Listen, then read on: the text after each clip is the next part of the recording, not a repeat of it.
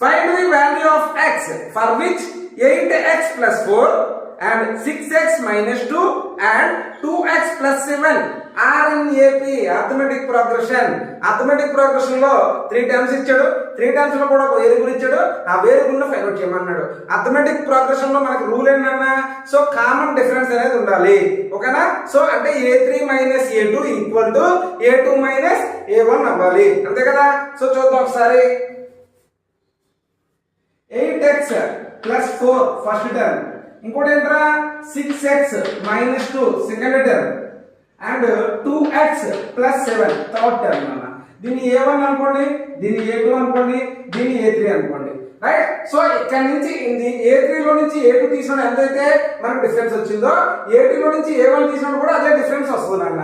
So దీన్ని ఏం చేస్తానంటే a2 ను డబుల్ చేస్తే మనకి a1 ప్లస్ a3 రావాలన్న. అంటే 2a2 equal to a1 plus a3 అన్న. So 2 into 6x minus 2 equal to 8x plus 4 plus 2x plus 7 రా. So 2 6 12x minus 4 equal to so 10x plus 11 అన్న. రైట్? ఈ 10x ని వైపు తీసుకొస్తాను, ఈ మైనస్ 4 ని వైపు తీసుకెళ్తాను రా.